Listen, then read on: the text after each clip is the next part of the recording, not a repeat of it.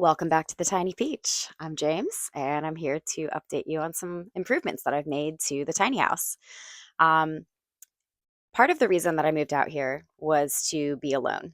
I've been kind of needing solitude in my life to understand myself better and to spend some time kind of seeking the transcendent and some time that was undisturbed, undistracted. Yeah, just purely being with myself. And to be completely honest, I don't get lonely. I don't get bored. I know that seems strange for some people who like a lot of company around. And as many of you know, I'm a very social person. Like when I'm with other people, I enjoy their company and I can be really talkative and I share a lot of my life with people. And I like to listen to other people share their lives with me. But when I'm home and I'm here in the tiny house, I really, really enjoy my solitude. I have filled the house with books, art supplies. I have a guitar and a ukulele, which you can kind of see behind me here. And yeah, I love being alone. It's great. However, being the only thing that was alive in the tiny house, no other living things, I did kind of notice a feeling of it feeling a little bit sterile. So, most of the places that I've lived in the last 10 or 15 years, I've had a ton of plants. And so I decided to bring some of the plants that I had in the apartment to the tiny house.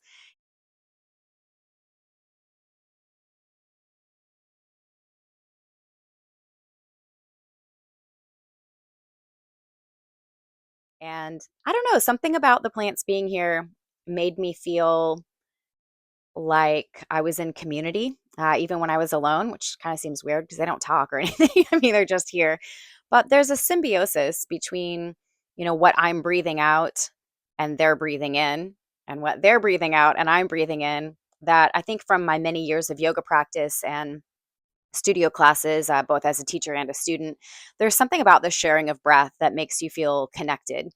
And there's something about plants that even though they don't move much and they don't talk or interact with you in that way, touching the plants, sharing breath with the plants, and taking care of them, knowing that they're also taking care of me, has really helped me feel, even when I'm home alone in the house, like there's some kind of exchange and energy exchange going on.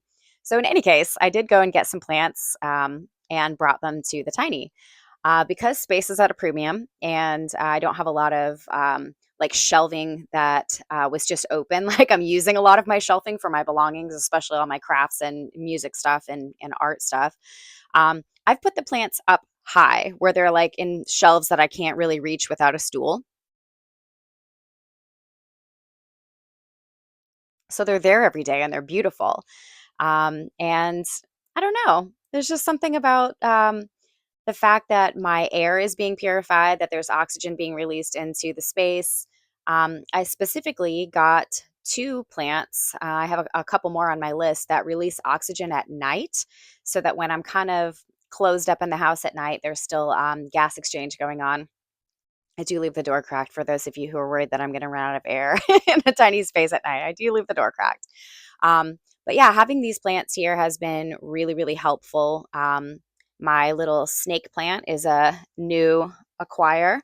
Um, it is one that releases oxygen at night. And then I rescued a Gerber daisy from Grain Train where I'm working. It was a plant that had not thrived well, and it was kind of ready to be either given away or composted. And I was like, let me take this little baby home and see if I can revive it. So I have that one as well. Most of my plants are pothos plants, which are really easy to take care of. And then once I realized that they had, a nice spot to be, they're getting a little bit of light, but I really wanted them to thrive. And in my last place, I had some plant grow lights above my pothos because they were getting mostly indirect light. And so that leads me to the second improvement that I've made in the tiny house, which is I installed some USB rechargeable, like tracked lighting. It's not really, but they do hang from the ceiling. And if you're neurodivergent like me, you know that big light in the ceiling is not what you want to use. You want to use lighting that does not shine directly in your eyes, still lights everything up, but is sort of dim for sensitive eyes and not shining directly at or on you. So I found these lights that are little pucks that hang from a magnet on the ceiling. Like track lighting, they're repositionable, so I can point them at anything. If I'm working on a project, I can use them as task lighting by pointing them in the direction that I'm working. But mostly, I bought them to hang above the plants. They have a color temperature changing setting. I can make them brighter or dimmer depending on what I'm needing and what I'm doing in the moment. For the most part, since I've lived here, I mean, granted, I'm living here, I moved in April 10th. I don't use lighting at all, really. I mean, it's bright enough, I get enough sun that I can do pretty much anything I need to do. But the plants need that for their food. One of the things that I've been doing for myself is eating a lot better, eating fresh fruits and vegetables, which have prana. And I wanted to offer that to my plant companions as well. So I got some high quality lighting that had the range of kelvins and lumens that these plants would need to thrive and put out a bunch of leafy shoots. So I hung those. And then finally, I also am a kind of mess averse person. So here living alone, I do not like there to be clutter on any surface. My kitchen counters are clear and clean. My desk surface is clear and clean. Um, I have a lot of stuff for being in a really small space, but I don't want to look at all of it unless I immediately need it. So in the past, I've hidden things. My messes are often hidden in drawers and closets and things like that. I don't have a dresser here. I only have a closet, and the closet is open. All the storage that was underneath the kitchen area, the kitchen counter, is all open storage as well. So I made some little curtains to hang in those open storage spaces. So I don't have to open a drawer. I didn't have to install any hardware or anything. I just bought some tension rods and I found some very inexpensive curtains at Meijer that I really liked the color of. If you saw my last video of all the dandelions popping up and it feeling like summer because of the dandelions, then you'll know that that was really inspiring for me. So I found these curtains with little yellow print.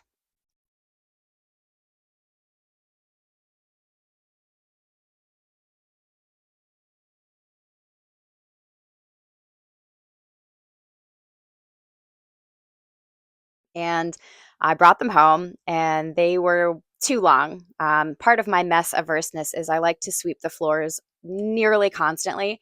In my little 120 square foot space, I probably sweep the floors anywhere from 3 to 10 times a day, which probably seems excessive, but it only takes like 2 minutes each time.